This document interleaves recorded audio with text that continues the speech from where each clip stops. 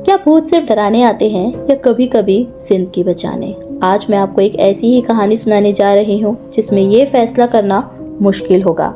ये कहानी है नेहा नाम की एक लड़की की जो सेकंड ईयर में थी। उसके ज़्यादा दोस्त नहीं थे क्योंकि वो चुप रहती थी। उसी की तरह क्लास में एक लड़का था शुभम।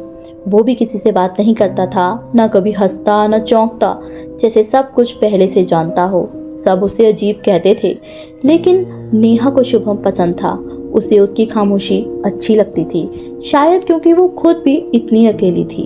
एक दिन शुभम ने उसे पहली बार पूछा, क्या तुम्हें डर लगता है? नेहा चौंक गई और जवाब दिया, हाँ कभी कभी।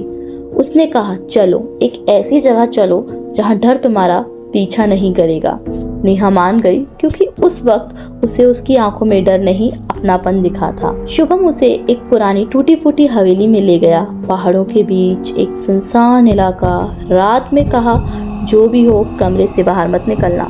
उस रात नेहा को आवाजें सुनाई दी, एक औरत की चीख, रोने की आवाजें। जब उसने खिड़की से देखा, एक औरत थी, लंबे बाल, उलझे हुए, आंखें सफेद और पैर उल्टे। वो कांप गई और तभी जोर की दस्तक हुई, जैसे दरवाजा टूटने की आवाज हो, और वहीं बाहर वही औरत खड़ी थी। सुबह उसने शुभम से पूछा, ये सब क्या है? उसने बस इतना कहा, मैं तुम्हें बचा रहा हूँ। मुझे लगा वो पागल हो गया है, पर फिर मुझे उस हवेली की पुरानी डायरी मिली।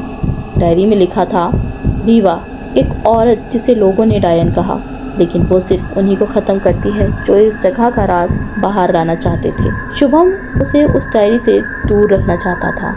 उस रात चुड़ैल फिर से आई और इस बार शुभम उसके सामने खड़ा था। उसने कहा, मत डरो, सिर्फ देखो। वो औरत रीवा नेहा के पास आई, लेकिन उसे छूने से पहले रुक गई।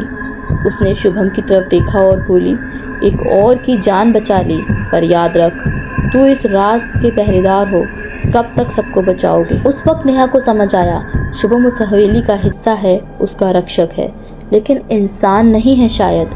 अगली सुबह पुलिस को लेकर जब वो वापस उस हवेली में गई, तो ना तो वहाँ शुभम था, न डायरी, बस एक पुरानी फोटो दीवार पर, जिसमें शुभम उसी औरत के साथ खड़ा था। शुभम तो कब का मर चुका था और नेहा उसी आत्मा के साथ थी जिसे वो अब तक प्यार समझ रही थी।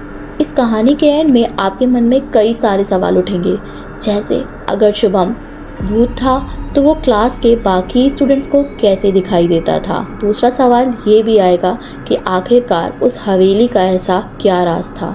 तीसरा सवाल, रीवा को डायन क्यों बुलाते थे? अगर आपको इन सभी सवालों के जवाब चाहिए तो मेरे चैनल को सब्सक्राइब करें और वेट करें पार्ट 2 का।